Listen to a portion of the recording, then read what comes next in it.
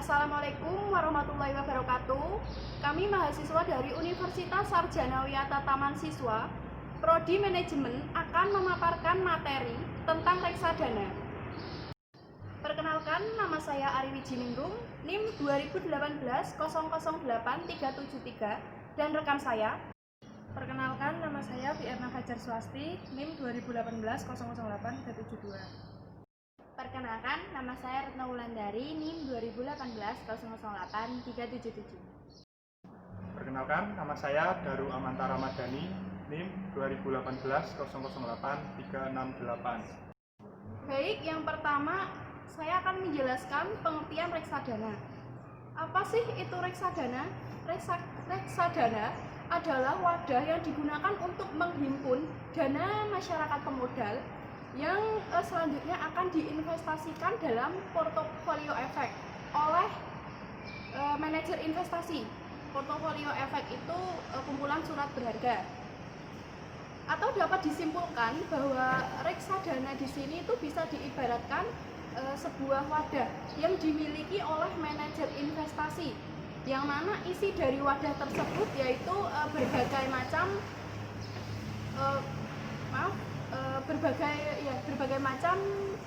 saham. Selanjutnya saya akan menjelaskan jenis-jenis reksadana. Jenis-jenis reksadana itu ada 5. Yang pertama, reksadana saham. Yang kedua, reksadana campuran. Yang ketiga, reksadana pendapatan tetap. Yang keempat, reksadana pasar uang. Yang kelima, reksadana terproteksi. Baik, yang pertama saya akan jelaskan mengenai reksadana saham. Jadi untuk masuk ke dalam reksadana saham itu minimal harus memiliki 80% dana yang dikelola ke dalam bentuk saham. Efek bersifat ekuitas 0. Nah, potensi dari efek saham ini memberikan hasil yang tinggi berupa capital gain karena adanya dividen dan harga saham. Membuat reksadana ini memiliki keuntungan. Nah, keuntungan di reksadana saham ini cukup tinggi, sangat tinggi. Tetapi resiko yang dihadapi itu juga cukup tinggi. Yang kedua yaitu reksadana campuran. Reksadana ini dilakukan dengan melakukan investasi dalam 2 efek bursa. Yang pertama ada efek utang dan yang kedua efek ekuitas. Nah, untuk resiko sendiri potensi kerugiannya itu lebih kecil dibanding reksadana saham. Selanjutnya yaitu yang ketiga, reksadana pendapatan tetap. Pada reksadana pendapatan tetap ini juga minimal harus melakukan investasi 80% dari dana yang dikelola ke dalam bursa efek yang bersifat hutang. Bedanya, keuntungan yang didapat lebih tinggi dari keuntungan yang didapat reksadana campuran dan saham. Baik, yang selanjutnya saya akan menjelaskan tentang reksadana pasar uang. Nah, reksadana pasar uang ini memiliki atau memberikan resiko keuntungan yang paling rendah. Akan tetapi itu juga dengan kemungkinan return atau pengembalian yang dibatasi. Sekurangnya 80% dari reksadana pasar uang dikelola di efek hutang dan dalam jangka waktu kurang dari 1 tahun. Yang terakhir yaitu ada reksadana terproteksi. Reksadana yang memberikan sebagian besar dananya dalam instrumen obligasi. Sedemikian rupa dapat memberikan perlindungan atas nilai awal investasi pada saat jatuh tempo. Yang selanjutnya saya akan menjelaskan tentang karakteristik reksadana. Yang pertama ada reksadana saham. Nah, reksadana saham ini mempunyai potensi keuntungan yang paling tinggi, namun juga memiliki resiko yang lebih tinggi dibandingkan dengan reksadana yang lain. Reksadana saham itu merupakan investasi jangka panjang. Yang kedua ada reksadana campuran. Yang pertama mempunyai potensi keuntungan yang cukup tinggi. Reksadana campuran ini termasuk dalam investasi jangka menengah atau semi panjang. Ya, selanjutnya saya akan melanjutkan tentang karakteristik reksadana. Berikutnya ada reksadana pasar uang. Reksadana pasar uang itu mempunyai beberapa karakteristik. Yang pertama yaitu relatif lebih aman dibandingkan jenis reksadana lainnya. Yang kedua, bersifat liquid atau mudah dicairkan. Kemudian yang ketiga, investasinya jangka pendek. Kemudian yang keempat ada reksadana pasar uang ini mempunyai potensi keuntungan sedikit lebih tinggi dari deposito di bank. Kemudian yang selanjutnya ada reksadana pendapatan tetap.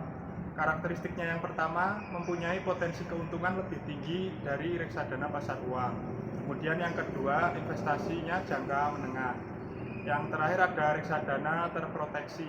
Karakteristiknya yang pertama, perlindungannya 100% pada nilai pokok investasi jika dicairkan sesuai dengan jangka waktu yang ditentukan. Yang kedua, mempunyai potensi keuntungan sebesar tingkat bunga portofolio obligasi. Yang selanjutnya ada materi tentang pengelolaan reksadana. Bentuk pengelolaan atau mekanisme operasional reksadana hanya dapat dilakukan oleh perusahaan yang telah terdaftar atau mendapatkan izin dari Bapepam. Pengelolaan reksadana dalam pengelolaan reksadana ini terdapat 3 pihak yang terlibat di dalamnya. Yang pertama yaitu manajer investasi, adalah pihak yang bertanggung jawab atas kegiatan investasi yang meliputi analisa, pemilihan jenis investasi, pengambilan keputusan investasi, monitor pasar investasi, dan melakukan tindakan yang dibutuhkan investor. Manajer investasi dalam hal ini dapat berupa perusahaan efek atau PT yang bergerak dalam reksadana maupun perusahaan khusus sebagai perusahaan manajemen investasi. Yang kedua ada bank kustodian. Bank kustodian ini bertindak sebagai penyimpan kekayaan serta administrator reksadana. Dana yang terkumpul bukan merupakan bagian kekayaan manajer maupun bank kustodian, akan tetapi milik investor yang disimpan atas nama bank kustodian.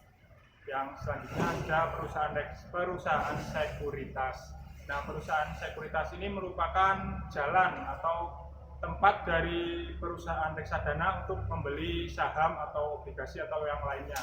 Karena dalam membeli saham harus melewati perusahaan sekuritas yang sudah terdaftar di OJK maupun Bapepam.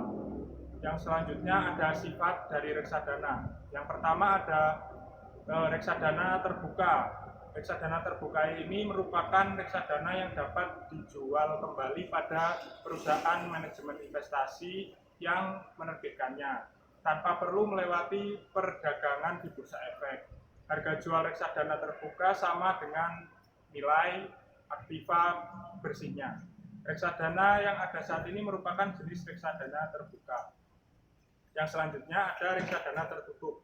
Merupakan reksadana yang tidak dapat dijual kembali kepada perusahaan manajemen investasi yang menerbitkannya.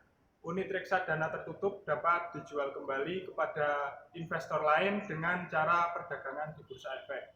Dan harga jualnya bisa di atas atau di bawah nilai aktiva bersihnya. Masih tentang reksadana ya. Yang pertama itu reksadana tentunya memiliki beberapa manfaat. Yang pertama, biayanya itu relatif rendah, dan yang kedua, cocok untuk pemodal pemula dan investor dengan kemampuan finansial yang tidak terlalu besar, serta tidak terlalu menguasai teknik-teknik portofolio. Dan yang ketiga, dikelola oleh manajer investasi yang profesional karena mereka sudah ahli dalam hal pengelolaan. Resiko reksadana. Nah, walaupun reksadana dapat memberikan keuntungan bagi investor apabila portofolio efek yang dikelola oleh manajer investasi memberikan hasil sesuai yang diharapkan, namun jika portofolio efek tersebut mengalami kerugian, maka reksadana juga tentunya akan mengalami kerugian. Terima kasih. Oke, itulah tadi pemaparan materi mengenai reksadana. Apabila kami menjelaskannya kurang jelas menurut kalian dan kami banyak salah-salah kata, mohon maaf yang sebesar-besarnya. Terima kasih atas perhatiannya. Jangan lupa like, comment, share, and subscribe. Terima kasih.